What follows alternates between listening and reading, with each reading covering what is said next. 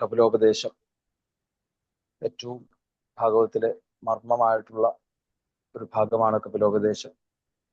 ഭാഗവതത്തിന്റെ ഗൗരവം എന്താണെന്ന് നമ്മളെ ധരിപ്പിക്കുന്നതാണ് ഈ കപിലോപദേശത്തിലൂടെയൊക്കെ കാണിക്കുന്നത്. അതില് ഏറ്റവും വിശിഷ്ടമായിട്ടുള്ള സാഖ്യം, രണ്ട് രീതിയിലുള്ള സാഖ്യമുണ്ടെങ്കിൽ ഇവിടെ സേശ്വര സാഖ്യമാണ് ഇവിടെ.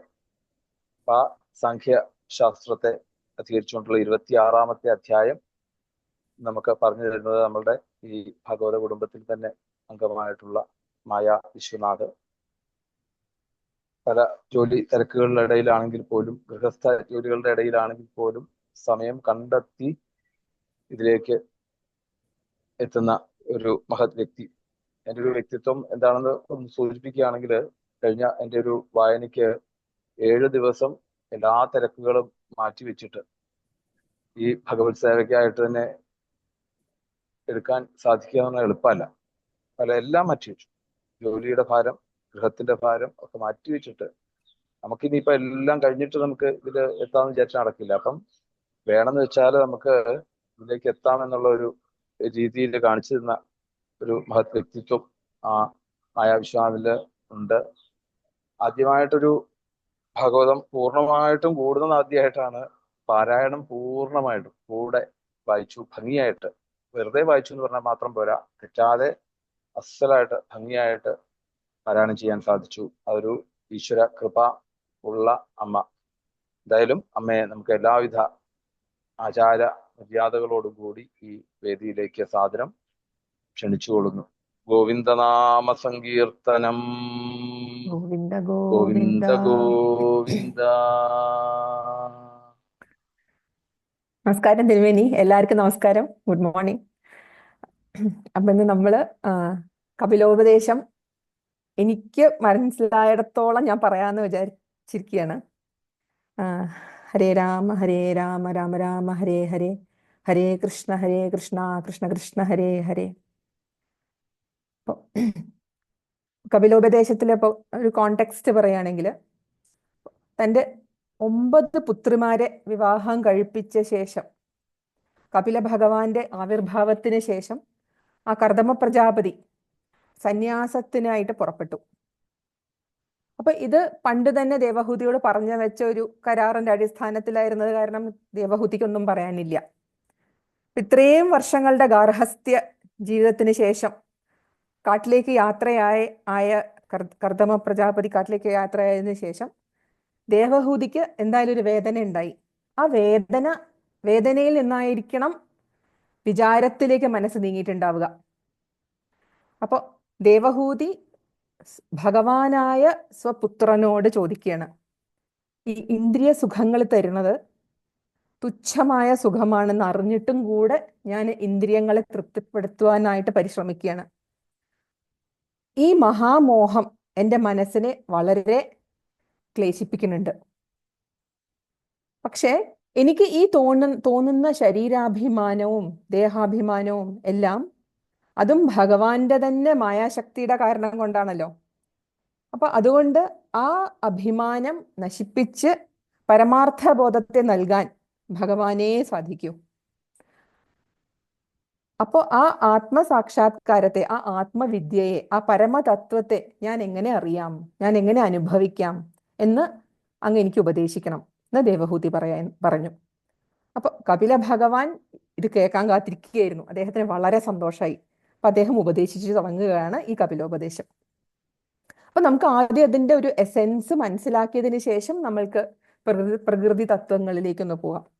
അപ്പൊ നമ്മൾ നോക്കിയാൽ ഒരുപാട് കാര്യങ്ങളിൽ കൂടെയാണ് നമ്മുടെ മനസ്സ് പോകുന്നത്. അപ്പോൾ അതിൽ നിന്നൊന്നും നമുക്ക് ആത്യന്തികമായ ഒരു സുഖവും കിട്ടാൻ പോകുന്നില്ല. ഈ ഒരു സത്യം, ഈ പല കാര്യങ്ങളും ചെയ്ത് സന്തോഷത്തിന് പുറകെ ദുഃഖം, ദുഃഖത്തിന് പുറകെ സന്തോഷം എന്നുള്ള ഈ കാര്യങ്ങൾ നിന്ന് കോൺസ്റ്റന്റ് ആയ നിരന്തരമായ ഒരു സുഖമൊന്നും കിട്ടാൻ പോകുന്നില്ല. ഇതൊക്കെ മുറിഞ്ഞുള്ള ഓരോ എക്സ്പീരിയൻസസ് ആണ് അല്ലേ. അപ്പൊ ഇത് നമ്മൾ മനസ്സിനെ പറഞ്ഞ് തന്നെ പഠിപ്പിക്കണം. അങ്ങനെ പഠിപ്പിക്കുമ്പോൾ ക്രമേണ നമ്മുടെ മനസ്സിനെ നമുക്ക് ആത്മാവിലേക്ക് വെക്കാൻ പറ്റും. ഇത് പറയുമ്പോൾ എനിക്കത് വാക്കുകൾ മാത്രമാണ് കേട്ടോളൂ. അത് നമ്മൾ അത് നമ്മൾ ശീലമാക്കി മാറ്റണം, അത് നമ്മളുടെ ഒരു എക്സ്പീരിയൻസ് ആക്കി മാറ്റണം. നമ്മൾ ബുദ്ധിയിൽ കൂടെ ഇത് മനസ്സിലാക്കിയിട്ട് കാര്യമുണ്ടോ എനിക്ക് തോന്നുന്നില്ല. പക്ഷെ നമ്മൾ അങ്ങനെ കുറച്ച് കുറച്ചായിട്ട് നമ്മുടെ മനസ്സിനെ ഈ സുഖങ്ങളിൽ നിന്നും ദുഃഖങ്ങളിൽ നിന്നും മാറ്റി മാറ്റി വെക്കുമ്പോൾ, അതിനെ നമ്മൾ ആത്മാവിലേക്ക് വെക്കാൻ തുടങ്ങുമ്പോൾ അതിനെയാണ് യോഗം എന്ന് പറയുക. ഈ അവസ്ഥയിലാണ് ചിത്തവൃത്തികൾ ഇല്ലാതാവുക. ചിത്തവൃത്തികൾ എന്ന് പറഞ്ഞാൽ എന്താണ്? ഇതൊക്കെ നമുക്ക് അറിയേണ്ട കാര്യങ്ങളാണ്. ഈ ഇന്ദ്രിയങ്ങൾ എന്ന് പറയില്ലേ, കണ്ണ്, ചെവി, ത്വക്ക്, രസന, അതൊക്കെ അല്ലെ, ഇതൊക്കെ എന്തിനാണുള്ളത്? ഇതൊക്കെയാണ് നമുക്ക് ഈ ലോകത്തിൽ നടക്കണ പല കാര്യങ്ങളെയും നമുക്ക് അനുഭവിപ്പിച്ചു തരുന്നത്.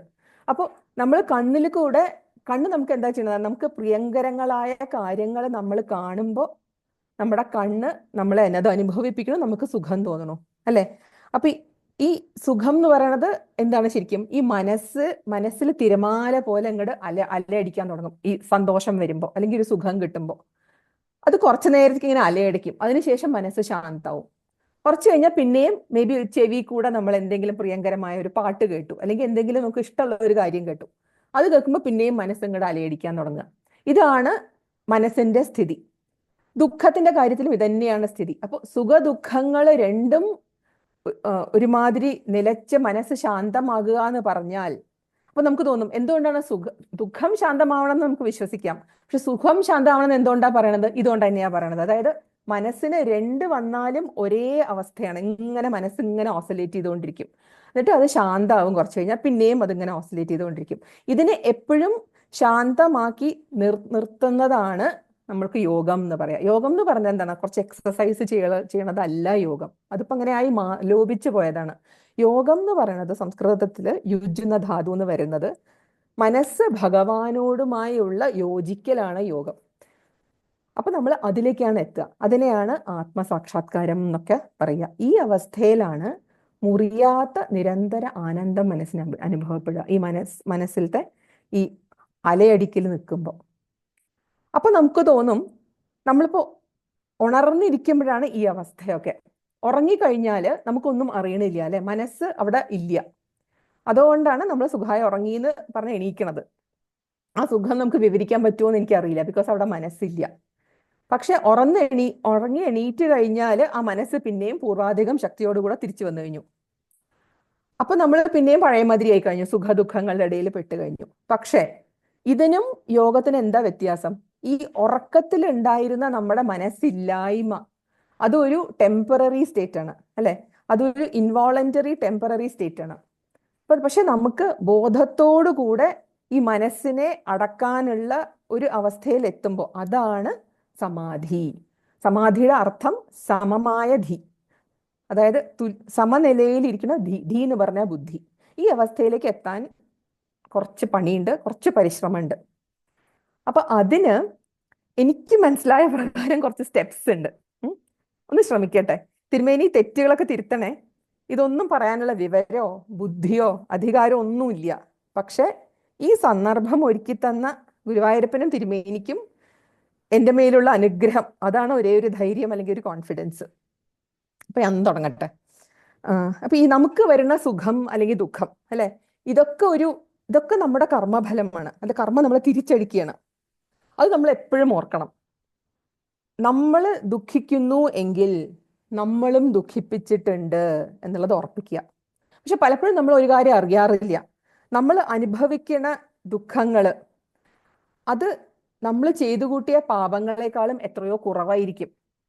അത് നമ്മൾ അങ്ങനെ അറിയാനിടവന്നാൽ അതിൻ്റെ ഒരേ ഒരു കാരണം നമ്മൾ ഈ ജന്മത്തിൽ ചെയ്യണ ഭഗവത് വിചാരവും നാമജപവും നമ്മുടെ പ്രാർത്ഥനയും സത്സംഗവും ഇതൊക്കെയാണ് അതിന് കാരണം. അപ്പൊ ഈ കർമ്മഫലത്തെ അല്ലെങ്കിൽ പാപത്തിന്റെ ഈ കാഠിന്യത്തെ കുറയ്ക്കാൻ അത് നമ്മൾ വിചാരിച്ചാൽ കഴിയില്ല. അത് ഈ സാധനകൾക്ക് മാത്രമേ കഴിയുള്ളൂ. അതിനാൽ നമ്മൾ ഭഗവാനെ കുറ്റപ്പെടുത്തുന്നത് ആദ്യം നിർത്തണം. എന്നാലും എനിക്ക് ഇങ്ങനെ സംഭവിച്ചുവല്ലോ ഭഗവാനെ എന്ന് പറയുന്നത് നമ്മൾ നിർത്തുക. ഇതാണ് ആദ്യ സ്റ്റെപ്പ്. ഈ അവിദ്യയാണ് പുനർജന്മത്തിന് കാരണമാവുന്നത്. അതായത് നമ്മൾ ചെയ്യുന്ന കാര്യങ്ങൾ അല്ലെ, നമ്മൾ ചെയ്യുന്ന കാര്യങ്ങൾക്കൊക്കെ നമ്മളാണ് അത് ചെയ്യണത് എന്നുള്ളൊരു ആറ്റിറ്റ്യൂഡോടുകൂടി ചെയ്യുമ്പോഴാണ് അത് നമുക്ക് കർമ്മഫലമായിട്ട് തിരിച്ചു വരുന്നത്. അതാണ് പുനർജന്മത്തിന് വഴിതെളിക്കുന്നത്. നമ്മൾ പിന്നെ ഒന്ന് ആലോചിച്ച് നോക്കുക അല്ലെ, ഇതുവരെ നമ്മൾ 30, 40, 50 വർഷം ജീവിച്ചു. ഈ വർഷങ്ങളിൽ എത്ര സുഖാനുഭവങ്ങൾ നമുക്ക് ഉണ്ടായിട്ടുണ്ട്. ആ ഓരോ സുഖാനുഭവവും എത്ര കാലം നീണ്ടു നിന്നു, എത്ര വർഷം അല്ലെങ്കിൽ മാസം, എത്ര ആഴ്ച, ദിവസങ്ങൾ, എത്ര മണിക്കൂറുകൾ നീണ്ടു നിന്നു. അതേമാതിരി ദുഃഖങ്ങൾ ആലോചിച്ച് നോക്കൂ. എന്തുകൊണ്ടാണ് നമ്മൾ ദുഃഖിച്ചത്? ഒക്കെ എൻ്റെ ആഗ്രഹം കാരണം അല്ലെങ്കിൽ എൻ്റെ അവിദ്യ കാരണം അല്ലേ? എല്ലാം ഞാൻ ആഗ്രഹിച്ച പോലെ ആകണം എന്നുള്ള ആഗ്രഹം, എല്ലാം ഞാൻ വിചാരിച്ച പോലെ നടക്കണം എന്നുള്ള ആഗ്രഹം. പക്ഷെ ഞാൻ ആഗ്രഹിച്ച മാതിരിയാണോ എല്ലാം ജീവിതത്തിൽ നടന്നത്? ഒരിക്കലും അല്ല. പക്ഷെ ഞാൻ ആഗ്രഹിക്കാത്തതൊക്കെ, ആഗ്രഹിച്ചതേ ഇല്ല, അപ്രതീക്ഷിച്ചതേ ഇല്ല എന്നുള്ള കാര്യങ്ങളൊക്കെയും നമുക്ക് ജീവിതത്തിൽ നടന്നിട്ടുണ്ട്. പലപ്പോഴും സന്തോഷമായ കാര്യങ്ങൾ അല്ലെ? അപ്പൊ അത് എന്താ നമുക്ക് മനസ്സിലാക്കിയത്? അതൊക്കെ ആരാ തീരുമാനിച്ചത്? ഇതൊന്നും നമ്മളല്ല തീരുമാനിച്ചത്. ഇത് നമ്മൾ എന്താ മനസ്സിലാക്കുക? സുഖത്തിനും ദുഃഖത്തിനും ഒരു സ്ഥിരതയില്ല, ഒന്ന് ഉറപ്പിക്കുക. അത് നമ്മുടെ മനസ്സിൽ ഇപ്പൊ ബോധ്യമായി കഴിയുമ്പോൾ നമ്മൾ സുഖത്തിന് വേണ്ടി ആഗ്രഹിക്കണത് നിർത്താൻ തുടങ്ങും അല്ലെ? അപ്പൊ ഈ സുഖത്തിന് വേണ്ടി ആഗ്രഹിക്കുന്നത് നിർത്താൻ തുടങ്ങൽ തന്നെ ഒരു മോചനാണ്. അതായത് അപ്പൊ തന്നെ നമ്മുടെ മനസ്സ് ഫ്രീ ആയി കഴിഞ്ഞു, ആ ഒരു സ്റ്റേറ്റ് അല്ലെ? അപ്പൊ ആലോചനകൾ നമുക്ക് കുറയ്ക്കാൻ തുടങ്ങും. ഈ ആലോചനകൾ കുറയുമ്പോൾ എന്താ ഉണ്ടാവുക? പുതിയ ചിന്തകൾ വരില്ല. ഈ പുതിയ ചിന്തകൾ വരാതാവുമ്പോൾ എന്ത് പറ്റും? നമ്മൾ കഴിഞ്ഞു പോയ കാര്യം, വരാൻ പോണ കാര്യം, അതിനൊക്കെ ഓർത്തിട്ട് നമ്മൾ വേവലാതിപ്പെടുന്നത് നിർത്തും. നമ്മൾ ഇപ്പോ ഈ കറണ്ട് സ്റ്റേറ്റിൽ നമ്മൾ സന്തോഷമായിരിക്കാൻ നോക്കും. ഈ കറണ്ട് സ്റ്റേറ്റിൽ ജീവിക്കുന്നതിനെയാണ് ബുദ്ധിസത്തിലൊക്കെ മൈൻഡ്ഫുൾനെസ് എന്ന് അവർ പറയും. ഈ മനസ്സിൽ നിർക്കാൻ ഈ സ്റ്റേറ്റിൽ നമുക്ക് മനസ്സിനെ നിർത്താൻ കുറച്ച് പണിയാണ്. എന്നുവെച്ചാൽ ഈ മനസ്സ് എന്നുള്ളത് അതിന്റെ സ്വതമായ അല്ലെങ്കിൽ അതിന്റെ നാച്ചുറൽ ആയിട്ടുള്ള ഒരു ടെൻഡൻസി എന്താ വെച്ചാല് അതിന് ഏതിൻ്റെങ്കിലും കൂടെ അറ്റാച്ച്ഡ് ആവണം.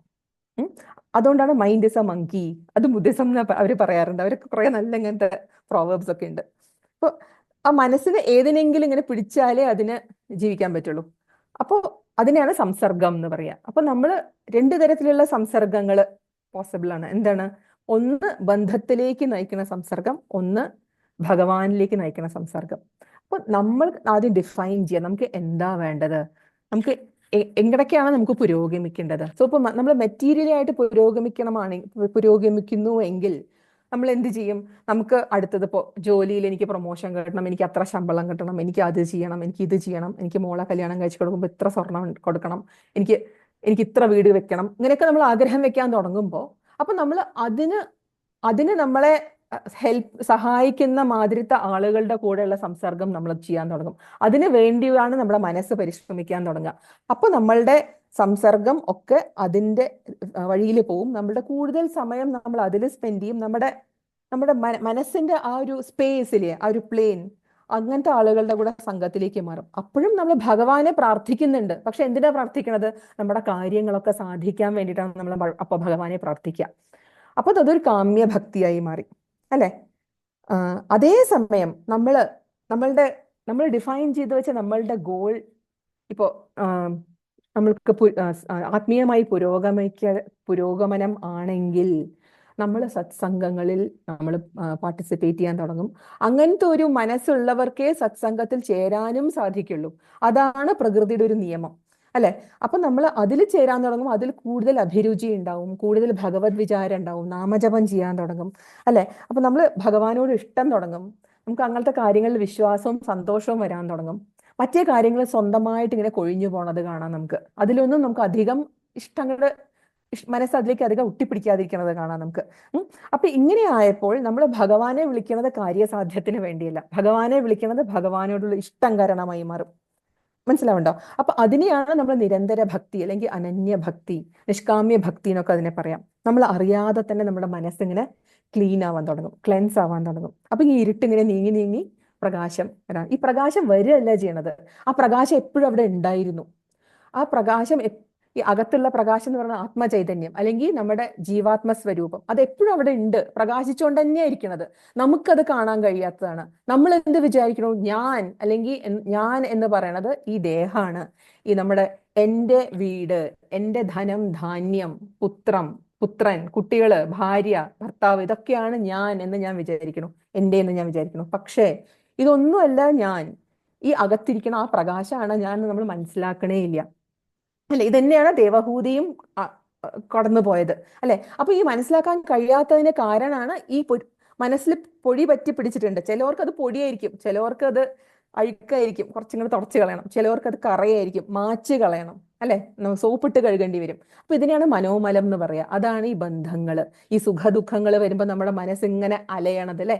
ഇതൊക്കെ നമ്മൾ ഒന്നിൽ പൊടി തുടക്കേണ്ടി വരും. അത് നമ്മളുടെ ജന്മജന്മാന്തരങ്ങളായിട്ടുള്ള നമ്മുടെ ഒരു ജേർണിയാണത്, അതല്ലേ? നമ്മുടെ ഒരു പ്രയാണാണത്. അപ്പൊ നമ്മൾ എനിക്ക് ചിലപ്പോൾ സോപ്പിട്ട് കഴുകിയാലേ ഉണ്ടാവുള്ളായിരിക്കും. പക്ഷെ രമണ മഹർഷി ജനിക്കുമ്പോ തന്നെ അദ്ദേഹം എന്താ പറയാ, യോഗപുരുഷനായിട്ട് ജനിച്ചു. ചിലവർക്ക് LKG തൊട്ട് പഠിക്കണം, ചിലവര് ജനിക്കുമ്പോൾ തന്നെ PhD ആണ്. ഇതാണ് അതിന്റെ ഒരു വ്യത്യാസം, അല്ലെ? നമ്മൾ അങ്ങനെ വിചാരിച്ചാൽ മതി അതിനെ. അതുകൊണ്ട് ഇപ്പൊ ആരും മുകളിലും അല്ല, ആരും താഴത്തും അല്ല. എല്ലാവർക്കും അവരവരുടെ ഒരു ഒരു യാത്രയാണത്. അപ്പോൾ നമ്മൾ മനസ്സിന്ന് അത് നീങ്ങുമ്പോഴാണ് നമുക്ക് ആ പ്രകാശം കാണാൻ തുടങ്ങുക. മനസ്സിലാവുണ്ട്? അല്ലാതെ ഇരുട്ട് മാറ്റി പിന്നെ പ്രകാശത്തെ കൊണ്ടുവരേണ്ട ആവശ്യം, ഇരുട്ട് മാറ്റൽ മാത്രമേ ആവശ്യമുള്ളൂ. അപ്പൊ നമ്മൾ ഈ സത്സംഗം എന്ന് പറഞ്ഞു, അല്ലേ? ഈ സത്സംഗം എന്ന് പറയുന്നത് എങ്ങനത്തെ ആളുകളാണ് സത് എന്നുള്ള ആളുകൾ എന്നുള്ളതിന് കപില ഭഗവാൻ പറയുന്നുണ്ട്. സാധു ലക്ഷണം പറയുന്നുണ്ട്. എന്താണിത്? എന്തിനേയും സഹിക്കുന്നവർ. അതായത് നമ്മളോട് ആരെങ്കിലും തെറ്റ് ചെയ്താലും തിരിച്ച് നമ്മൾ അതിന് എന്താ പറയാ, പ്രതികാരം ചെയ്യാതിരിക്കുക. അതൊക്കെ ഭഗവാൻ നോക്കിക്കോളും. ഇതൊക്കെ നടക്കണമെങ്കിൽ നടക്കും. അങ്ങനെ അങ്ങനെ എല്ലാം സഹിക്കണവര്. കരുണയുള്ളവര്, കാരുണികർ എന്നാ പറയണത്. കാരുണികഹ, കരുണയുള്ളവര്, അതായത് കമ്പാഷൻ, അല്ലെ? പിന്നെ അജാത ശത്രവഹ എന്ന് പറയണത്, അതായത് ശത്രുക്കൾ ഇല്ലാത്തവര്. പിന്നെയോ ശാന്തഹ, ശാന്ത പ്രകൃതിയുള്ളവര്. പിന്നെയോ സാധകഹ, സാധകഹ എന്ന് പറഞ്ഞ ശാസ്ത്രാനുചിതമായി ജീവിക്കുന്നവര്. ഇവരുടെയൊക്കെ സംസർഗം നമ്മൾ എന്തായാലും പ്രയോജനപ്പെടുത്തണം. അതൊക്കെ നമുക്ക് വരണ ഒരു അനുഗ്രഹമാണ്. ഇങ്ങനത്തെ ആളുകൾ വെറുതെ വരില്ല നമ്മളുടെ ജീവിതത്തിൽ. അങ്ങനത്തെ ആളുകൾ വന്നാൽ നമ്മൾ അപ്പൊ വിചാരിച്ചോളുക നമുക്ക് ഭഗവാന്റെ അനുഗ്രഹം ഉണ്ട്, ഭഗവാന്റെ കൈ നമ്മുടെ തലയുടെ മുകളിൽ ഉണ്ട് എന്ന് നമ്മൾ വിചാരിച്ചോളുക. അതൊരു അനുഗ്രഹമാണ്. അപ്പൊ അങ്ങനെ ഭഗവാനെ ഇങ്ങനെ നമ്മൾ അകത്തേക്ക് പിന്നെ ചെയ്യാൻ പറ്റുന്ന വേറൊരു കാര്യം നാമജപം, അല്ലെ? രൂപധ്യാനം, ശ്ലോകങ്ങൾ ചൊല്ലുക, ഭഗവാന്റെ രൂപത്തെ ധ്യാനിക്കുക. അതായത് നമ്മളുടെ ഹൃദയത്തിന്റെ, ഞാൻ ചിലപ്പോൾ ഇങ്ങനെ ചെയ്യാൻ ശ്രമിക്കാറുണ്ട്. എപ്പോഴും കോൺസെൻട്രേഷൻ ഫുൾ ടൈം ഒന്നും ഉണ്ടാവില്ല. അപ്പൊ നമ്മൾ ഭഗവാനെ ഹൃദയമാകുന്ന താമരയിൽ നമ്മൾ ഗുരുവായൂരപ്പൻ വന്ന് ഇരിക്കുകയാണ്. നമ്മൾ ഗുരുവായൂരപ്പനെ കേശാദിപാദം അല്ലെങ്കിൽ പാദാദി കേശം നമ്മൾ വർണ്ണിക്കുക. നമ്മൾ പോയ അമ്പലങ്ങളിലൊക്കെ കൂടെ നമ്മുടെ മനസ്സിങ്ങനെ കൊണ്ടുപോവുക. ഗുരുവായൂരപ്പന്റെ മുമ്പിൽ വെച്ച് നമ്മൾ നടയിൽ നിന്ന് തൊഴുകയാണ് എന്ന് നമ്മൾ പ്രാർത്ഥിക്കുക. ഇതൊക്കെ ഇതിൽ നമുക്ക് ദിവസവും ചെയ്യാൻ പറ്റുള്ളൂ. ദിവസം അമ്പലത്തിലേക്ക് ഗുരുവായൂർക്ക് പോകാൻ പറ്റുമോ? പറ്റില്ല. അപ്പൊ ഇതൊക്കെ നമ്മൾ ചെയ്യാൻ ശ്രമിച്ചു തുടങ്ങുമ്പോൾ നമ്മൾ മെല്ലെ മെല്ലെയായി നമ്മുടെ മനസ്സ് ആ സ്പേസിലേക്ക് വരാൻ തുടങ്ങും. ആ സ്പേസിൽ ഒരു സന്തോഷം കാണാൻ തുടങ്ങും, അല്ലെ? ഇതൊക്കെ എനിക്ക് ചിലപ്പോ എനിക്ക് ചെയ്യാൻ പറ്റാറുണ്ട്. പക്ഷെ മൊത്തം സമയം ആ കോൺസെൻട്രേഷൻ നിൽക്കുമോ ചോദിച്ചാൽ ഇല്ല. എനിക്ക് തോന്നുന്നു അതും ഒരു സാധനയാണ്. അതായത് നമുക്ക് മനസ്സിൽ ഭഗവാനെ ഉറപ്പിക്കാൻ സഹായിക്കുന്ന എന്തിനേയും നമുക്ക് സാധന എന്ന് പറയാം. ചിലവർക്ക് അത് നാമജപം, ചിലവർക്ക് അത് രൂപധ്യാനം, ചിലവർക്ക് അത് വേറെ വല്ലതും, അല്ലെ? അങ്ങനെയാണ് എനിക്ക് തോന്നുന്നത്. അപ്പൊ ഇങ്ങനെ കൊണ്ടുവന്ന് നമ്മൾ ഭഗവാനെ അനുഭവിച്ച് കഴിഞ്ഞാലും എന്താണ്, ദുഃഖമില്ലാതാവുണ്ടോ? അപ്പൊ നമ്മൾ കുറെ മഹാന്മാരെ കണ്ടിട്ടുണ്ടല്ലേ? അവര് എന്തൊക്കെ ആത്മസാക്ഷാത്കാരം കഴിഞ്ഞാലും അവരുടെ ജീവിതത്തിൽ ദുഃഖങ്ങൾ ഇല്ലാതാവണില്ല. അവര് ഭഗവാനെ കുറ്റപ്പെടുത്തണില്ല, അവര് വളരെ സങ്കടപ്പെടണമില്ല. എന്തുകൊണ്ടാണ്? ദുഃഖം അവരെ ഇപ്പോൾ എന്തുകൊണ്ടാണ് അവരെ ശല്യപ്പെടുത്താത്തത്? എന്താ വെച്ചാൽ അവര് ദുഃഖത്തിനെ പരിഗണിക്കുന്നതേ ഇല്ല. ദുഃഖം വരുന്നുണ്ട്, പക്ഷെ പരിഗണിക്കണില്ല. ഇപ്പൊ ഇംഗ്ലീഷിൽ അവർ പറയൂട്ടോ, പെയിൻ ഇസ് ഇന്നെവിറ്റബിൾ. നമുക്ക് വേദനനെ ഇല്ലാതാക്കാൻ പറ്റില്ല, പക്ഷെ സഫറിങ് ഇസ് എ ചോയ്സ് എന്ന് പറയും. അതായത് നമ്മൾ അതിനെക്കുറിച്ച് നമ്മളുടെ മനസ്സിലേക്ക് അത് എടുക്കണോ എന്നുള്ളത് നമ്മുടെ കയ്യിലായിരിക്കണത് എന്ന് പറയും. അത് ഭയങ്കര പവർഫുൾ ആയിട്ടുള്ള ഒരു ഇതാണ്, അല്ലെ?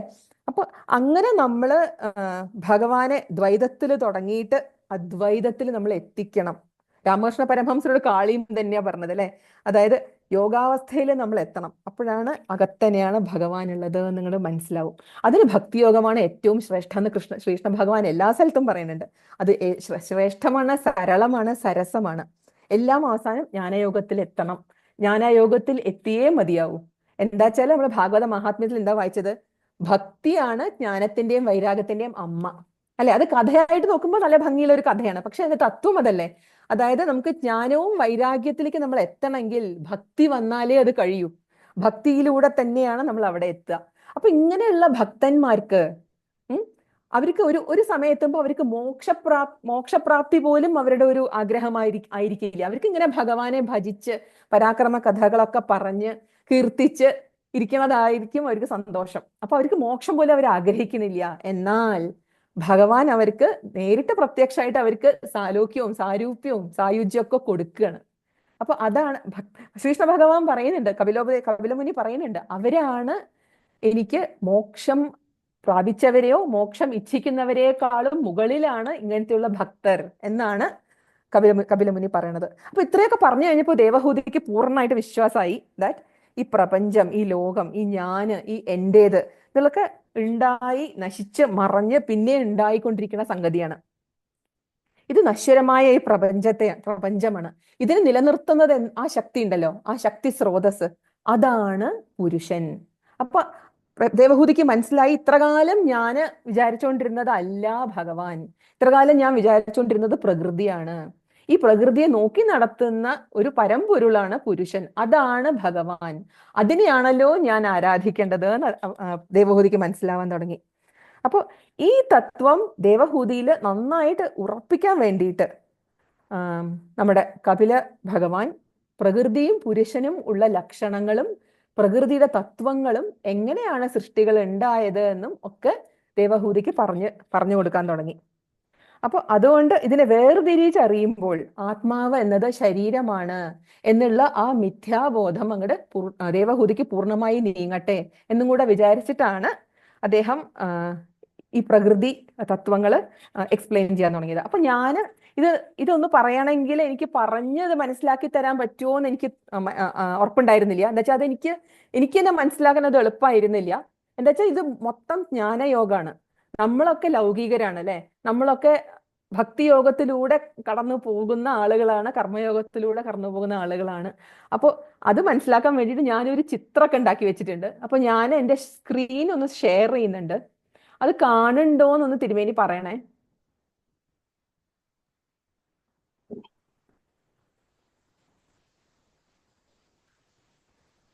സ്ക്രീൻ കാണുന്നുണ്ടോ? സ്ക്രീൻ ആയിട്ട് കാണുന്നില്ല, ഇപ്പൊ ബ്ലാങ്ക് ആണ്. ബ്ലാങ്ക് ആണോ? കാണുന്നുണ്ട്. കപിലോപദേശം എഴുതിയത് കാണുന്നുണ്ടോ? വ്യക്തമായിട്ട് വ്യക്തമായിട്ട് കാണുന്നുണ്ട്. ഓക്കെ. അപ്പൊ ഞാൻ അതുകൊണ്ടാണ് ഇത് ഉണ്ടാക്കിയത്. അപ്പൊ ഈ ചിത്രം കണ്ട കപില ഭഗവാൻ ഇങ്ങനെ ദേവഹൂതിക്ക് ഉപദേശിക്കണ മാതിരി ചിത്രം എനിക്ക് കിട്ടി. അപ്പൊ ഞാൻ ഇടാൻ തീരുമാനിച്ചു, അത്രേ ഉള്ളൂ. അപ്പോ ഈ പുരുഷനും പ്രകൃതി തത്വങ്ങളും അല്ലെ, അപ്പൊ നമ്മള് പുരുഷനും നോക്കി, പ്രകൃതിന്ന് നോക്കി. അപ്പൊ ഈ അവ്യക്ത പ്രപഞ്ചം, വ്യക്തപ്രപഞ്ചം, നമ്മൾ വ്യക്തപ്രപഞ്ചത്തിലേക്ക് വന്നാൽ അവിടെയാണ് ഈ പ്രകൃതി ഉള്ളത്. അപ്പൊ ഈ പ്രകൃതി എന്ന് പറഞ്ഞാൽ, പുരുഷൻ എന്ന് പറഞ്ഞാൽ എന്താണ്? പുരുഷൻ അനാദിയാണ്, ആദ്യവും ഇല്ല അന്തവും ഇല്ല പുരുഷന്. അപ്പോ എന്നിട്ടോ പ്രകൃതിയുമായിട്ടൊരു ബന്ധവും ഇല്ല. പ്രകൃതിയുടെ ഗുണങ്ങൾ പുരുഷനെ ബാധിക്കുന്നില്ല. പ്രകൃതിയിൽ നിന്നും പരമായിട്ടുള്ളതാണ് പുരുഷൻ. നിർഗുണഃ, ഗുണങ്ങളില്ലാത്തത്. പ്രകൃതിക്ക് ശക്തി പ്രകൃതിയുടെ നമ്മുടെ ഉള്ളിൽ സ്ഫുരിക്കുന്ന ആ ചൈതന്യം. അപ്പൊ നമ്മൾ എപ്പോഴും ഈ കോൺസെപ്റ്റ് മനസ്സിലാക്കാൻ വേറൊരു വഴി എന്താ വെച്ചാല്, എല്ലാം നമ്മളുടെ ഉള്ളിൽ സംഭവിക്കുന്നത് തന്നെയാണ് ഈ പ്രകൃതിയിലും സംഭവിക്കുന്നത് എന്ന് നമ്മൾ മനസ്സിലാക്കണം. എന്താ വെച്ചാൽ നമ്മളൊക്കെ പ്രകൃതിയുടെ ഒരു കണികയാണ്. ആ പ്രകൃതിയിൽ നടക്കുന്നതൊക്കെയാണ് നമുക്കുള്ളിലും, ഓരോ ജീവജാലങ്ങളുടെ ഉള്ളിലും നടക്കുന്നത്. അപ്പൊ നമ്മളുടെ ഉള്ളിൽ നടക്കുന്നതിനെ നമ്മൾ വ്യഷ്ടി എന്ന് പറയും. പ്രകൃതി യൂണിവേഴ്സൽ ലെവലിൽ നടക്കുന്നതിനെ നമ്മൾ സമഷ്ടി എന്ന് പറയും. ഇതൊരു വേദാന്തത്തിലത്തെ ഒരു കോൺസെപ്റ്റ് ആണ്. അപ്പൊ നമ്മൾ അകത്ത് നടക്കുന്നത് വ്യഷ്ടിയും, യൂണിവേഴ്സിൽ അല്ലെങ്കിൽ പ്രപഞ്ചത്തിൽ നടക്കുന്നതിനെ നമ്മൾ സമഷ്ടി എന്നും പറയും. മാക്രോകോസം, മൈക്രോകോസം എന്ന് ഇംഗ്ലീഷിൽ പറയവര്. അപ്പൊ സമഷ്ടിയിൽ പുരുഷൻ, വ്യഷ്ടിയിൽ അതൊരു ജീവാത്മാവാണ്. ഈ പുരുഷനിൽ നിന്ന് ആണ് ഈ ഗുണമയിയായ പ്രകൃതി ശക്തി ഉണ്ടായത്. ഇത് ആ സർവേശ്വരന്റെ സർവശക്തി രൂപിണിയാണ്. നമ്മൾ കാവ്യാത്മകമായിട്ട് പറഞ്ഞാൽ ഒരു സ്ത്രീ പുരുഷ സങ്കല്പം. ഇപ്പൊ നമ്മൾ ഇങ്ങനെ നോക്കുമ്പോൾ ഉടനെ നമുക്ക് മനസ്സിൽ വരുന്നത് ശിവശക്തി സ്വരൂപമാണ് അല്ലെ. പക്ഷെ അതിലത്തെ ഒരു വ്യത്യാസം, ഇതിൽ ദ്വൈതമായിട്ടാണ് കാണിക്കുന്നത്. ശിവശക്തി സ്വരൂപത്തിൽ അത് അദ്വൈതമാണ്. അർദ്ധനാരീശ്വരന്റെ കോൺസെപ്റ്റാണ് ശിവശക്തി സ്വരൂപത്തില്. അപ്പോ ഒരു ലീലയായിട്ട് സൃഷ്ടി ചെയ്യാം എന്ന് തോന്നിയ മാതിരി പുരുഷന് അല്ലെ. അപ്പോ ഈ ഭക്തി ജ്ഞാന വൈരാഗ്യങ്ങളോട് ചേരുമ്പോഴാണ് ഭഗവാനിൽ ലയിക്കാൻ പറ്റുക എന്ന് പറഞ്ഞു. അപ്പൊ എന്ത് ജ്ഞാനം നേടിയാലാണ് വൈരാഗ്യം വരിക? അപ്പൊ ഈ നശ്വരമായ പ്രകൃതിക്ക് പകരം പുരുഷനെ ആശ്രയിക്കുക. അപ്പോഴാണ് ചലനമില്ലാത്ത ചൈതന്യമുള്ള പുരുഷൻ. ഈ പുരുഷന് ശക്തി ആരാ പകരണത്? ശക്തി പകരുന്നത് പ്രകൃതിയാണ്. ഈ രണ്ടുപേർക്കുള്ള ഈ പ്രകൃതിക്കും പുരുഷനുമുള്ള ഒരേ ഒരു വ്യത്യാസം എന്താണ്? ത്രിഗുണം എന്നുള്ളതാണ് വ്യത്യാസം. ആ ത്രിഗുണങ്ങൾ ഉള്ളത് പ്രകൃതിക്കാണ്. ഈ ത്രിഗുണങ്ങൾ എന്താണ്? സത്വം, രജസ്, തമസ്. അപ്പൊ ഒരു വാക്ക് നമ്മൾ ഉപയോഗിച്ചത് കാണണത് കപിലോപദേശത്തില് കാരണം, കാര്യം. എപ്പോഴും കാരണത്തിൽ നിന്നാണ് കാര്യം ഉണ്ടാകുന്നത്. അപ്പൊ കാരണം എന്താണ് ഇവിടെ? പുരുഷനാണ് കാരണം. പുരുഷനിൽ നിന്നാണ് പ്രകൃതി ഉണ്ടായത്. അപ്പൊ കാരണത്തിൽ നിന്ന് കാര്യം ഉണ്ടായി. എന്നാലോ പ്രകൃതിയിൽ നിന്നാണ് പ്രപഞ്ചം ഉണ്ടായത്. അപ്പൊ പ്രകൃതി എവിടെ കാരണമായി? പ്രപഞ്ചം കാര്യമായി. അപ്പൊ മൂലകാരണം എന്താണ്? മൂലകാരണം പുരുഷനാണ്. മൂലപ്രകൃതിക്കുള്ള മൂലകാരണം പുരുഷനായി മാറി. അപ്പൊ ഈ തത്വങ്ങളിൽ പറയുമ്പോൾ ഈ ശ്ലോകം ആദ്യമായിട്ട് തുടങ്ങുന്നത് തന്നെ 5 5 4 10 എന്ന് പറഞ്ഞിട്ടാണ് തുടങ്ങുന്നത്. പഞ്ചബിഹി എന്ന് പറഞ്ഞിട്ട് തുടങ്ങും. പഞ്ചബിഹി. അതെന്താണെന്ന് നമുക്ക് ഇനി നോക്കാം. അപ്പൊ ഇവിടെ നോക്കുമ്പോൾ നമുക്ക് മനസ്സിലായി, ഈ പുരുഷന്റെ വീര്യമാകുന്ന ചിച്ഛക്തിയെ പ്രകൃതിയിൽ ആദാനം ചെയ്തപ്പോൾ, അല്ലെങ്കിൽ ഭഗവാന് സൃഷ്ടി നടത്തണം എന്നുള്ള ആഗ്രഹം തോന്നിയപ്പോൾ, ആ കടാക്ഷം വന്നപ്പോൾ, അപ്പോഴാണ് പ്രകൃതിയിൽ ക്ഷോഭമുണ്ടായി. പ്രകൃതിയിലെ കാലം ക്ഷോഭിച്ച് മഹത്തത്വം എന്നത് ഉണ്ടായത്. ഈ മഹത്തത്വം എന്നുള്ളത് നമ്മുടെ ബുദ്ധി, അല്ലെങ്കിൽ നമ്മുടെ അന്ധകരണം, നമ്മുടെ അകത്ത് വ്യഷ്ടിയിലുള്ള അന്ധകരണമാണ് സമഷ്ടിയിൽ മഹത് ആയി മാറിയത്. ആ മഹത്തത്വത്തിന്റെ കുറച്ച് ഗുണങ്ങളൊക്കെ നമുക്ക് നോക്കാം അല്ലെ. മഹത്തത്വം എന്നുള്ളത് സത്വഗുണാണ്. അതിൽ സ്വച്ഛമാണ്, നിർമ്മലമാണ്, ശാന്തമാണ്. അതിൽ രാഗദ്വേഷങ്ങളില്ല, അവികാരിയാണ്. അത് അവികാരിത്വം എന്നാണ് ശ്ലോകത്തിൽ പറയണത്. ഭക്തന്റെ അന്തിമ പദമായ വാസുദേവന്റെ സ്ഥാനമാണത്. ഈ സമഷ്ടിയിലെ ചിത്തം അല്ലെങ്കിൽ ബുദ്ധി, നമ്മുടെ അകത്തിലെ അന്ധകരണം അല്ലെ. നമ്മുടെ അന്ധകരണം എന്നാണ് വാസുദേവൻ. ഉദ്ധവഗീതയില് ഉദ്ധവനോട് കൃഷ്ണൻ അതാ പറയണത്, നിന്റെ അന്ധകരണം അല്ലെങ്കിൽ നിന്റെ കോൺഷ്യൻസ് അല്ലെ, മനസ്സാക്ഷി, അതാണ് ഞാൻ എന്നാണ് ഉദ്ധവഗീതയിൽ പറയുക. ഈ വ്യഷ്ടി രൂപത്തിൽ അത് നമുക്കുള്ളിലെ ചിത്താണ്. പ്രകൃതിയിൽ നമുക്ക് പ്രാപിക്കാൻ പറ്റുന്ന ഏറ്റവും ഉത്തമമായ സ്ഥാനമാണ് ഈ മഹത്ത്. ആ മഹത്തിന് ക്ഷോഭം സംഭവിച്ചപ്പോഴാണ് അഹങ്കാര തത്വം ഉണ്ടായത്. ഈ അഹങ്കാര തത്വം എന്താണ്? സമഷ്ടിയിലത്തെ അഹങ്കാര തത്വമാണ് വ്യഷ്ടിയിൽ നമുക്കുള്ളിലെ അഹങ്കാരം. നമുക്കുണ്ടാവുന്ന കർത്തൃത്വം, ഭോക്തൃത്വം, കരണത്വം, ഇത് ചെയ്യുന്നത് ഞാനാണ്, ഇത് എനിക്ക് വേണ്ടിയാണ്, കാര്യത്വം, ഇതൊക്കെ നമുക്ക് ഉണ്ടാവാനുള്ള കാരണം ഈ അഹങ്കാര തത്വമാണ്. അപ്പൊ നമുക്കുള്ളിലെ അഹങ്കാരമാണ് സമഷ്ടിയിലെ അഹങ്കാര തത്വമാവുന്നത്. അപ്പൊ എപ്പോഴും നമ്മളിങ്ങനെ റിലേറ്റ് ചെയ്ത് നോക്കിയാൽ മതി. ഈ അഹങ്കാര തത്വത്തിന്റെ അധിഷ്ഠാന ദേവതയാണ് സംഘർഷണൻ, 1000 ശിരസുള്ള സംഘർഷണൻ.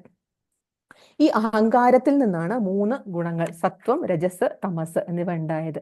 അപ്പൊ നമ്മൾ ഇനിയിപ്പോ എങ്ങനെയാണ് ഈ തത്വങ്ങൾ നോക്കാം. ഞാനിവിടെ ഒരെണ്ണം കൂടെ ആഡ് ചെയ്തിട്ടുണ്ട്, നമുക്ക് പിന്നെ നോക്കാം. അപ്പൊ 5 5 10 4 അല്ലെ. ഈ നമ്പറുകൾ കൊണ്ടുള്ള ഒരു ശാസ്ത്രം ദർശനമായത് കാരണം കൂടെയാവും അതിന് സാഖ്യദർശനം എന്ന് പേര് വന്നിട്ടുണ്ടാവുക അല്ലെ. അപ്പൊ ഈ പഞ്ചമഹാഭൂതങ്ങളാണ് ആദ്യത്തെ 5 5. അത് എന്തൊക്കെയാണ്? മഹത്തത്വത്തിൽ നിന്ന് അഹങ്കാര തത്വം ഉണ്ടായപ്പോൾ, അഹങ്കാരത്തിൽ നിന്നാണ് സാത്വികാഹങ്കാരം, തൈജസാഹങ്കാരം, താമസാഹങ്കാരം എന്നീ മൂന്ന് ഗുണങ്ങൾ ഉണ്ടായത് സമഷ്ടിയില് അല്ലെ. അതന്നെയാണ് നമുക്കുള്ളിലും ഉള്ളത്, വ്യത്യാസം ഇല്ല. നമ്മൾ ഇങ്ങനെ റിലേറ്റ് ചെയ്താൽ മതി. അപ്പോൾ ഈ താമസാഹങ്കാരത്തിന് ക്ഷോഭം വന്നപ്പോഴാണ് പഞ്ചതന്മാത്രകളും പഞ്ചഭൂതങ്ങളും ഉണ്ടായത്. ഈ പഞ്ചതന്മാത്രകൾ ആണ് സൂക്ഷ്മമായ ഭൂതം. പഞ്ചഭൂതങ്ങളോ സ്ഥൂലമായ സ്ഥൂലം എന്ന് പറഞ്ഞാൽ ഗ്രോസ്, നമുക്ക് കാണാൻ പറ്റണത് അല്ലെ, സൂക്ഷ്മം കാണാൻ കഴിയാത്തത്. അപ്പോ ഈ പഞ്ചതന്മാത്രകളിന് ആദ്യം ഏതാ ഉണ്ടായത്? താമസാഹങ്കാരത്തിന് ക്ഷോഭം സംഭവിച്ചപ്പോൾ ശബ്ദമാണ് ഉണ്ടായത്. ഈ ശബ്ദത്തിന്റെ സ്ഥൂലഭൂതമാണ് ആകാശം. അപ്പൊ നമ്മൾ അങ്ങനെ റിലേറ്റ് ചെയ്യുക. അപ്പൊ ശബ്ദത്തിൽ ആകാശം എന്ന് പറയുന്നതിന്റെ ഒരു ക്വാളിറ്റിയാണ് ശബ്ദം, അതിന്റെ സ്വന്തമായ ഗുണമാണ് ശബ്ദം എന്ന് വേണമെങ്കിൽ നമുക്ക് പറയാം. അപ്പൊ ഈ ആരോ മാർക്ക് നോക്കിയാലേ ശബ്ദത്തിൽ നിന്നാണ് ആകാശം ഉണ്ടായത്. പിന്നെ ആകാശത്തു നിന്ന് എന്താ ഉണ്ടായത്? ആകാശത്തു നിന്നാണ് സ്പർശം എന്ന സൂക്ഷ്മഭൂതം തന്മാത്ര ഉണ്ടായത്. ആ സ്പർശം എന്ന തന്മാത്ര അതിന്റെ സ്ഥൂലഭൂതമാണ് വായു. വായുവിന്റെ സ്വതവേയുള്ള ഗുണമാണ് സ്പർശം. എന്നാൽ വായുവിന് ശബ്ദം എന്ന ഗുണം കൂടെ, തന്മാത്ര കൂടെ വായുവിലുണ്ട്. അപ്പൊ നമ്മൾ താഴേക്ക് വരുമ്പോൾ ഓരോ പഞ്ചഭൂതങ്ങൾ, സ്ഥൂലഭൂതങ്ങളുടെയും ഗുണങ്ങൾ കൂടി വരുന്നത് നമുക്ക് കാണാം. ആകാശത്തിന് ശബ്ദം എന്ന ഗുണം മാത്രമേ ഉള്ളൂ, എന്നുവെച്ചാൽ വായുവിന് ശബ്ദവും സ്പർശവും ഉണ്ട്. അടുത്ത് നോക്കുമ്പോൾ രൂപത്തിൽ നിന്നാണ് അഗ്നി ഉണ്ടായത്. അഗ്നിയുടെ സ്വതവേയുള്ള ഗുണമാണ് രൂപം. പക്ഷെയോ അഗ്നിക്ക് രൂപം, സ്പർശം, ശബ്ദം, ഈ 3 ഗുണങ്ങളും അല്ലെങ്കിൽ ഈ 3 തന്മാത്രകളും അഗ്നിക്കുണ്ട്.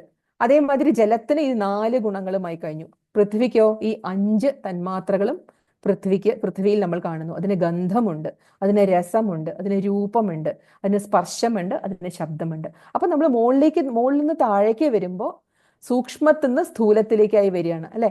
ആകാശം ഏറ്റവും സൂക്ഷ്മമാണ്, പൃഥ്വി ഏറ്റവും സ്ഥൂലമാണ്. അപ്പൊ ഇതാണ് പഞ്ചമഹാഭൂതങ്ങളും പഞ്ച തന്മാത്രകളും. ഇതൊക്കെ വന്നത് താമസാഹങ്കാരത്തിൽ നിന്നാണ്. അടുത്തത് നോക്കുമ്പോഴോ തൈജസാഹങ്കാരത്തിൽ നിന്ന് എന്തൊക്കെയാ വന്നത്? ജ്ഞാനേന്ദ്രിയങ്ങളും കർമ്മേന്ദ്രിയങ്ങളും, അഞ്ചഞ്ചെണ്ണം വീതം. അതാണ് നമ്മുടെ 5+5, അടുത്ത 10 അല്ലെ. ശ്രോത്രം, ത്വക്ക്, നേത്രം, ജിഹ്വ, നാസിക, അതാണ് ജ്ഞാനേന്ദ്രിയങ്ങള്. വാക്ക്, കൈ, ചരണം, ഉപസ്ഥം, ഗുദം. ഇതിനൊക്കെ ഓരോ വിഷയങ്ങളും ഉണ്ട്. ഈ വിഷയം നമ്മൾ ആദ്യം നോക്കി, ജ്ഞാനേന്ദ്രിയത്തിന്റെ അല്ലെ, അതും അവിടെ മുകളിൽ നോക്കി. കർമ്മേന്ദ്രിയങ്ങളുടെ വിഷയങ്ങൾ ഇവിടെ എഴുതിയിട്ടുണ്ട്. ഭാഷണം, ഗ്രഹണം, ഗമനം, ഇന്ദ്രിയ സുഖം അല്ലെങ്കിൽ മലത്യാഗം, ഇതൊക്കെയാണ് വിഷയങ്ങൾ. ഇതൊക്കെയാണ് തൈജസാഹങ്കാരത്തിൽ നിന്നുണ്ടായത്. പിന്നെ നമ്മൾ സാത്വികാഹങ്കാരത്തിലേക്ക് പോവാം. അവിടെ ക്ഷോഭം സംഭവിച്ചപ്പോഴാണ് അന്ധക്കരണം ഉണ്ടായത്. അന്ധക്കരണം എന്ന് പറഞ്ഞാൽ അതിൽ മനസ്സ്, ബുദ്ധി, ചിത്തം, അഹങ്കാരം, ഇത് 4ഉം അന്ധക്കരണത്തിന്റെ പാർട്ടാണ്. ഈ മനസ്സിന് എന്ത് ചെയ്യാൻ പറ്റും? സങ്കല്പിക്കാൻ പറ്റും അല്ലെ. ഇതിങ്ങനെയാണോ അതങ്ങനെയാണോ, സങ്കല്പ വികല്പങ്ങള്. പിന്നെയോ ബുദ്ധി എന്ത് പറയും? ബുദ്ധി നിശ്ചയിക്കും. ചിലപ്പോൾ അത് വിപരീത നിശ്ചയവും നടത്തും, ചിലപ്പോൾ നിശ്ചിതാത്മിക ബുദ്ധിയും സംഭവിക്കും. ചിത്തം ചിന്തന ചെയ്യുന്നതാണ് ചിത്തം. അഹങ്കാരം എന്ന് പറയുന്നതിനുള്ള ഒരു ക്വാളിറ്റിയാണ് അഭിമാനം. അപ്പൊ ഇതിന്റെയൊക്കെ ദേവതകളും നമ്മുടെ ജ്ഞാനേന്ദ്രിയ കർമ്മേന്ദ്രിയങ്ങളുടെ ദേവതകളും ഒക്കെ ഉണ്ടായത് സാത്വികാഹങ്കാരത്തിൽ നിന്നാണ്. ദിശ, വായു, സൂര്യൻ, ഇവിടെ അഗ്നി, ഇന്ദ്രൻ, വിഷ്ണു എന്നിവയൊക്കെ. അപ്പൊ ഇങ്ങനെയൊക്കെയാണ് പ്രകൃതിയുടെ പല തത്വങ്ങളും ഉണ്ടായത്. ഇപ്പൊ നമ്മൾ 24 പറഞ്ഞില്ലേ, 5 5 10 10 10 20 4 24 അല്ലെ, ഈ 4. ഇനിയുള്ള ഒരെണ്ണമാണ് കാലം. അപ്പൊ ഇത്രയും ആണ് പ്രകൃതി തത്വം അല്ലെങ്കിൽ പ്രധാന തത്വം. അതിന്റെ കൂടെ കപിലമുനി കാലത്തിനെയും കൂടെ ചേർക്കുന്നുണ്ട്. ഈ കാലവും കൂടെ ചേർക്കുമ്പോഴാണ് അത് മുഴുവനായിട്ട് ഈ എല്ലാം കൂടെ നമ്മളിപ്പോ വിരാട് പുരുഷ ഉത്പത്തി നമുക്കിപ്പോ നോക്കാം അല്ലെ. അപ്പൊ നമ്മളിപ്പോ പറഞ്ഞ മാതിരി മഹത്ത്, അഹങ്കാരം, ഈ 3 ഗുണങ്ങള്, അതിന്ന് പഞ്ചഭൂതങ്ങളും സ്ഥൂല ശരീരം, പിന്നെ അവിടുന്ന് ജ്ഞാനേന്ദ്രിയങ്ങളും കർമ്മേന്ദ്രിയങ്ങളും, പിന്നെ അന്ധക്കരണം, ഇതൊക്കെ ഒക്കെ ഉണ്ടായി കഴിഞ്ഞതിന് ശേഷവും അതൊന്നും കൂടി ചേർന്ന് വന്നില്ല. ഈ കൂടി ചേർന്ന് വരാത്തത് കാരണം ഈ കാലസ്വരൂപൻ എന്താ ചെയ്തത്? കാലസ്വരൂപൻ ഇതിന്റെ ഉള്ളില് കൂടെ അങ്ങോട്ട് പോയിട്ട് ഇതിനെ ഒരു ബ്രഹ്മാണ്ടം ആക്കി മാറ്റി, ഒരു ഹിരൺമയമായ ബ്രഹ്മാണ്ടമാക്കി മാറ്റുകയാണ്. ഈ ബ്രഹ്മാണ്ടത്തിന് കുറെ ആവരണങ്ങൾ, 7 ആവരണങ്ങൾ കൊടുത്തു. പൃഥ്വി, അതായത് നമ്മുടെ പഞ്ചമഹാഭൂതങ്ങൾ, പൃഥ്വി, ജലം, അഗ്നി, വായു, ആകാശം എന്നിവയും കൊടുത്തു. പിന്നെയോ അഹങ്കാരം, പിന്നെ മഹത്തത്വം, ഇതാണ് ആവരണം ഈ ബ്രഹ്മാണ്ടത്തിന്റെ. ഈ ആവരണം ഒക്കെ കൊടുത്തതിന് ശേഷവും ഇത് അനങ്ങണില്ല. ഇതിന്ന് വിരാട് പുരുഷൻ വന്നു. വിരാട് പുരുഷൻ ഇതിന്ന് ഉത്ഭവമായി. വിരാട് പുരുഷൻ പക്ഷെ എന്താ വെച്ചാൽ അനങ്ങുന്നേ ഇല്ല. അപ്പോ അനങ്ങാത്തതിന് അപ്പൊ ആ പുരുഷൻ എന്താ ചെയ്യണത്? ആ കാലസ്വരൂപം എന്താ ചെയ്തത്? കാലസ്വരൂപം ഇതിലൂടെ പിന്നെയും കടന്നുപോയിട്ടും അനങ്ങിയില്ല. അപ്പോഴോ ഈ ദേവതകളൊക്കെ അവരവരുടെ ആസ്ഥാനങ്ങളിൽ വസിക്കാൻ തുടങ്ങി. ദിശ ശ്രോത്രത്തിലും, വായു ത്വക്കിലും, സൂര്യൻ നേത്രത്തിലൊക്കെ വസിക്കാൻ തുടങ്ങി. അശ്വിനി കുമാരന്മാർ നാസികയിലും, വിഷ്ണു ചരണത്തിലൊക്കെ വസിക്കാൻ തുടങ്ങി. മനസ്സിൽ അനിരുദ്ധനും, പ്രദ്യുമ്നൻ ബുദ്ധിയിലും, സംഘർഷണൻ അഹങ്കാരത്തിലൊക്കെ വസിക്കാൻ തുടങ്ങി. അപ്പോഴും വിരാട് പുരുഷൻ എണീക്കണില്ല. ഈ ബ്രഹ്മാണ്ടത്തിൽ നിന്ന് ഉണ്ടായ വിരാട് പുരുഷൻ ഉണ്ടല്ലോ, ചേതന ഇല്ലാതെ കിടക്കുകയാണ്. അദ്ദേഹം എണീക്കണില്ല. അവസാനം വാസുദേവൻ ചിത്തത്തില് വസിക്കാൻ തുടങ്ങിയപ്പോൾ, അതായത് ക്ഷേത്രജ്ഞൻ ചിത്തത്തിൽ വസിക്കാൻ തുടങ്ങിയപ്പോഴാണ് വിരാട് പുരുഷൻ എഴുന്നേറ്റത് എന്നാണ് പറയുക. ആ വിരാട് പുരുഷൻ എഴുന്നേറ്റതിന് ശേഷം അദ്ദേഹം ചെയ്യേണ്ട ആ സൃഷ്ടികർമ്മങ്ങളിലേക്ക് അദ്ദേഹം ചെയ്യാൻ തുടങ്ങി. ഇതിൽ നമ്മൾ മനസ്സിലാക്കേണ്ട ഒരു കാര്യം, നമ്മൾക്ക് ഓജസ്സും നമ്മളുടെ എല്ലാ ശരീര ഭാഗങ്ങളും ഒക്കെ പ്രവർത്തിക്കാൻ കഴിവുള്ളതാണെങ്കിലും അത് നമ്മൾ പ്രവർത്തിക്കാത്തതിന് കാരണം അതിൽ ചേതനയില്ലാത്തത്. അതാണ് ഒരു ജീവശരീരത്തിനും ഒരു ഡെഡ് ബോഡിക്കും ഉള്ള ഒരു വ്യത്യാസം. അതിൽ ചേതനയില്ല, അതിൽ ഭഗവാനില്ല. അപ്പൊ അതാണ് അവർ ഭംഗിയായിട്ട് ഇവിടെ കാണിച്ചു തരുന്നത് അല്ലെ. നമ്മളിപ്പോ ഇതൊക്കെ കഴിഞ്ഞപ്പോൾ നമ്മൾ സത്വം, രജസ്, തമസ് എന്നുള്ളത് കുറെ പ്രാവശ്യം കണ്ടു. അപ്പൊ അത് എന്താണെന്നും കൂടെ ഒന്ന് നോക്കിയിട്ട് പോവാം. അപ്പൊ നമ്മളുടെയൊക്കെ മനസ്സ് ഈ കാണുന്ന ഈ പ്രകൃതിയിൽ കണ്ട സത്വം, രജസ്, തമസ് അതിന്റെ തന്നെ ഒരു സമ്മിശ്രണമാണ് നമ്മുടെ മനസ്സും അല്ലെ. അപ്പോ അതിന് 4 തരമാണ് കാണപ്പെടുക. സത്വഗുണപ്രധാനമായിട്ട് വരുന്നുണ്ട് അവിടെ. ഇത് ഞാൻ എക്സ്പ്ലെയിൻ ചെയ്ത കേട്ടോ. ഈ വെളുത്ത ഭാഗമാണ്, ഇത് നമ്മുടെ മനസ്സാണെങ്കിൽ ഈ വെളുത്ത പോർഷനാണ് സത്വഗുണം പ്രധാനമായിട്ടുള്ള മനസ്സുകാർക്ക് ഉണ്ടാവുക. ഇത് കുറച്ച് തമോ ഗുണം ഉണ്ടാവും, കുറച്ച് രജോ ഗുണം ഉണ്ടാവും. സത്വഗുണമാണ് ഏറ്റവും അധികം ഉണ്ടാവുക. അതുകൊണ്ടാണ് സത്വഗുണ പ്രധാനം എന്ന് പറയുന്നത്. പിന്നെയോ ഇതോ രജോ ഗുണ പ്രധാനം, രജസ്സാണ് കൂടുതൽ. രജസ് എന്ന് പറഞ്ഞാൽ അത് നമ്മളെ കാണുന്നില്ല. കാണുന്നില്ലേ? തിരുമേനിക്ക് കാണുന്നുണ്ടോ? കാണുന്നുണ്ട്. പറഞ്ഞോളൂ. അപ്പൊ വന്നു. രജോ ഗുണ പ്രധാനം, അതിലെന്താണ്? രജസ് കൂടുതലാണ്, അതായത് ക്രിയാശക്തി കൂടുതൽ അല്ലെ.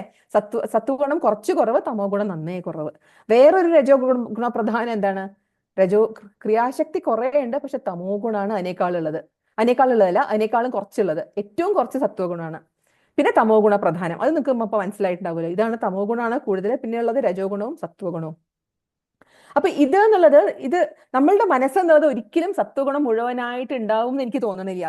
അതിപ്പം എനിക്ക് തോന്നുന്നു ആത്മസാക്ഷാത്കാരം നേടിയവർക്ക് മേ ബി ഉണ്ടാവുമായിരിക്കും. തിരുമേനി അത് കറക്റ്റ് ചെയ്തോളൂ കേട്ടോ.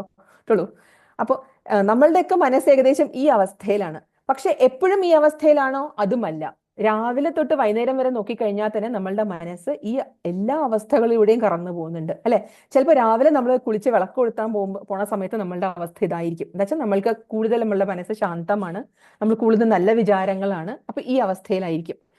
പിന്നെ ജോലിക്ക് പോകുമ്പം ഈ അവസ്ഥയിലേക്ക് നമ്മൾ പണിയെടുക്കാൻ തുടങ്ങുമ്പോൾ, ഏത് ജോലിയായാലും നമ്മൾ ഈ അവസ്ഥയിൽ കുറച്ചായി മാറാൻ തുടങ്ങും. നമുക്കത് ചെയ്ത് തീർക്കാനുണ്ട്, എനിക്ക് ഇത് ചെയ്യണം അത് ചെയ്യണം എന്നുള്ള ഒരു സിറ്റുവേഷൻ വരുമ്പോൾ നമ്മളുടെ മനസ്സ് ഈ അവസ്ഥയിലേക്ക് മാറും. പിന്നെ ചിലപ്പം ഈ അവസ്ഥയിലേക്കും നമ്മളുടെ മനസ്സ് പോവാറുണ്ട്. എപ്പോ?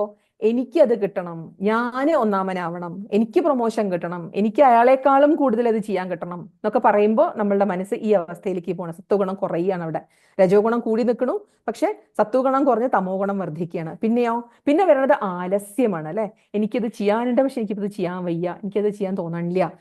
ഒരു മൂഢത അല്ലെങ്കിൽ ഒരു മന്ദത, ഇതൊക്കെ വരുന്നത്. അപ്പൊ ഇതൊക്കെ നമുക്ക് വരുന്നത് നല്ലതുമാണ് ചീത്തയുമാണ് അല്ലെ. ഇതൊക്കെ നമുക്ക് തമോ ഗുണം വന്നാലല്ലേ ഉറങ്ങാൻ പറ്റുകയുള്ളൂ, അപ്പോഴല്ലേ ഉറക്കം വരുള്ളൂ. അപ്പോൾ ഇത് മോശമാണ് എന്നല്ല, പക്ഷെ ഇതൊക്കെയാണ് നമ്മളുടെ ദിവസം നമ്മൾ കടന്നു പോകുന്ന പല സ്റ്റേറ്റ്സും ആണ് ഇത് എന്ന് നമുക്ക് കാണിക്കാൻ വേണ്ടിയിട്ട് ഞാൻ അത് കാണിച്ചതാണ്. അപ്പൊ മനസ്സിന് ത്രിഗുണങ്ങളാണ്. ഇത് ഏറിയും കുറഞ്ഞും ഇരിക്കും ഓരോരുത്തരിലും ഓരോ സമയത്തും. പിന്നെ ഞാൻ കുറച്ചു മുമ്പ് പറഞ്ഞില്ലേ, മനസ്സ് എന്നുള്ളതിന് സത്വം, രജസ്, തമസ്, ഇത് മൂന്നും കൂടിച്ചേർന്നതാണ് മനസ്സ്. എപ്പോഴും നമ്മുടെ മനസ്സ്, ഞാൻ പറഞ്ഞു സുഖദുഃഖങ്ങളിൽ മനസ്സിങ്ങനെ ആടിക്കൊണ്ടിരിക്കും എന്ന്, അത് കാണിക്കാൻ വേണ്ടിയിട്ടാണ് ഈ ചിത്രം ഞാൻ അവിടെ ഇട്ടത്. വിക്ഷേപം, ആവരണം, ഇത് രണ്ടും രജസിന്റെയും തമസിന്റെയും ഒരു ക്വാളിറ്റീസ് ആണ്. അപ്പൊ മനസ്സിങ്ങനെ ചാഞ്ചല്യപ്പെട്ടുകൊണ്ടിരിക്കും, ഇങ്ങനെ ആടിക്കൊണ്ടിരിക്കും, തിരമാലകൾ അടിക്കണ മാതിരി. ഇതിങ്ങനെ ശാന്തമായി നിൽക്കുമ്പോഴാണ് നമുക്ക് പുരോഗമനം ഉണ്ടാവുന്നത് മനസ്സിന്. ഈ പുരോഗമനം സംഭവിച്ചിട്ടാണ് നമ്മൾ സത്വഗുണത്തിലേക്ക് എത്തുക, ഈ വെളുത്ത ആ സത്വഗുണത്തിലേക്ക്, ശാന്തമായ സത്വഗുണം. അപ്പോഴാണ് മനസ്സിൽ വിവേകം, ആനന്ദം, വൈരാഗ്യം, സംതൃപ്തി എന്നിവയൊക്കെ വരാൻ തുടങ്ങുക. അപ്പൊ ഇങ്ങനെ ഇതൊക്കെ ഒന്ന് മനസ്സിലാക്കാൻ വേണ്ടിയിട്ടാണ് കപില ഭഗവാൻ പ്രകൃതി പുരുഷ തത്വങ്ങളെ ഇത്ര ഡീറ്റെയിൽഡ് ആയിട്ട് ദേവഹൂതിക്ക് ഉപദേശിച്ചു എന്നാണ് ഞാൻ മനസ്സിലാക്കിയത്. ഇതിനുശേഷം ദേവഹൂതി ഇത് മനസ്സിലാക്കി അനുഭവിച്ച് ആസ്വദിച്ച് ദേവഹൂതി മുക്തി നേടി. ഇതൊക്കെ പഠിച്ചിട്ട് ഭഗവാൻ നമ്മളെ അനുഗ്രഹിക്കട്ടെ. എന്തൊക്കെ പഠിച്ചാലും ഭഗവാന്റെ അനുഗ്രഹം വേണം നമുക്ക് ഈ നിലയിലൊക്കെ ഒന്ന് എത്തിച്ചേരാൻ. അതിന് എല്ലാവർക്കും ഭഗവാന്റെ അനുഗ്രഹം കുറെ ഉണ്ടാവട്ടെ എന്ന് ഞാൻ പ്രാർത്ഥിക്കുന്നു. ഹരേ രാമ രാമ രാമ ഹരേ ഹരേ, ഹരേ കൃഷ്ണ കൃഷ്ണ കൃഷ്ണ ഹരേ ഹരേ. കൃഷ്ണ കൃഷ്ണ ഹരേ ഹരേ, ഹരേ രാമ രാമ രാമ ഹരേ ഹരേ, ഹരേ കൃഷ്ണ കൃഷ്ണ കൃഷ്ണ ഹരേ ഹരേ. സർവത്ര ഗോവിന്ദനാമ സങ്കീർത്തനം, ഗോവിന്ദ ഗോവിന്ദ. വളരെ ആശയവിപുലമായിട്ടുള്ള, ധാരാളം ചിന്തിക്കേണ്ടതായിട്ടുള്ള ഒരു പ്രകരണമാണ് സാഖ്യം എന്നുള്ളത്. അതിത്ര ലളിതമായിട്ട് ചുരുങ്ങിയ സമയം കൊണ്ട്, അതാണ് ഇതിനകത്ത് ഏറ്റവും വലിയൊരു പോയിന്റ്. അതാണ് ഈ ചുരുങ്ങിയ സമയം കൊണ്ട് ഇത് നമ്മളിലേക്ക് എത്തിക്കണമെങ്കിൽ അത്ര സ്റ്റഡീഡ് ആണെങ്കിൽ മാത്രമേ പറ്റുള്ളൂ. കാരണം പറയുന്നവർ തന്നെ ചിലപ്പോൾ ചിന്തിച്ചുകൊണ്ടായിരിക്കും പറയുന്നത്. ഇനി ഞാൻ പറഞ്ഞാൽ അത് കറക്റ്റ് ആവും, അങ്ങനെയില്ല. ഉറച്ച് അത് ഉള്ളിൽ ഉറപ്പിച്ചിട്ടുള്ള ഒരു അവതരണം, വളരെ ഗാംഭീര്യം തന്നെ, യാതൊരു സംശയവുമില്ല. ഇപ്പം ഞാൻ മാഹാത്മ്യത്തിനും ഒന്നാം ദിവസം രാവിലെയും പറഞ്ഞതിൻ്റെ ഭാഗവതത്തിന്റെ ഗൗരവത്തിലേക്ക് നമ്മൾ ഏകദേശമൊക്കെ എത്തിയോ എന്ന് സംശയം. ഇതാണ് ഭാഗവതം. അപ്പൊ നമ്മൾ ഈ പാട്ടും പാടി നടക്കുമ്പോൾ ഉണ്ടാകുന്ന ഒരു ദുഃഖത്തെക്കുറിച്ചൊന്ന് ചിന്തിച്ചാൽ ഭാഗവതത്തിന്റെ പ്രചരണം ഇങ്ങനെയാണോ വേണ്ടത് എന്ന് ചിന്തിക്കാം. ഇതുപോലെയുള്ള കുറച്ച് മായാവിശ്വനാഥന്മാര് കേരളത്തിൽ മുഴുവൻ പരക്കട്ടെ എന്ന് ഇപ്പൊ ഒന്ന് മോഹിക്കുക. സത്യത്തിൽ ഇതിൽ നിന്ന് നമുക്കൊരു നല്ലൊരു എളുപ്പ മാർഗത്തിലേക്ക് കിടക്കാം. ആ വേദവ്യാസ മഹർഷി ഭാഗവതം എഴുതുവാൻ വേണ്ടിയിട്ടൊരു ഉപദേശം കൊടുക്കുന്നുണ്ട്, അല്ലെങ്കിൽ നാരദ മഹർഷിക്ക് കിട്ടിയ ഉപദേശം വേദവ്യാസ മഹർഷിക്ക് പകർന്നു കൊടുക്കുന്നുണ്ട്, അല്ലെ?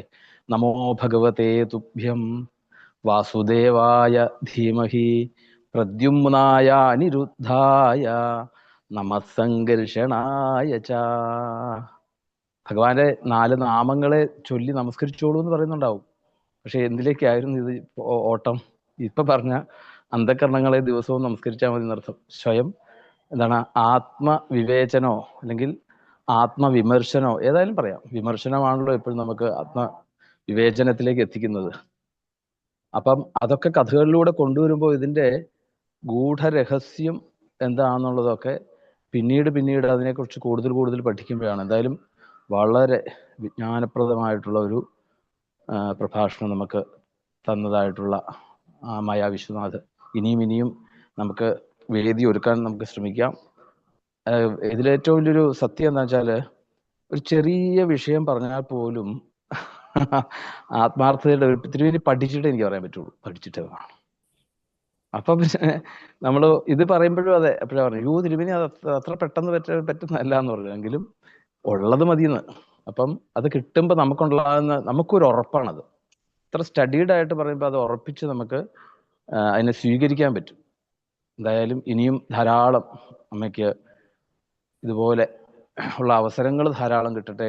ലോകം അറിയട്ടെ ഇങ്ങനെയുള്ള രീതിയിലുള്ള ആളുകൾ ഭാഗവതത്തെ കാണുന്നവരുണ്ട് എന്നുള്ളത് ജനം അറിഞ്ഞ് എത്തുകയാണ് വേണ്ടത്. സത്യത്തിൽ എല്ലാ ഗുരുവായൂരപ്പൻ്റെ എല്ലാ അനുഗ്രഹങ്ങളും ഉണ്ടാവട്ടെ എന്ന് പ്രാർത്ഥിച്ചുകൊണ്ട് നമുക്ക് പാരായണത്തിലേക്ക് പ്രവേശിക്കാം. ഗോവിന്ദനാമ സങ്കീർത്തനം ഗോവിന്ദ ഗോവിന്ദ.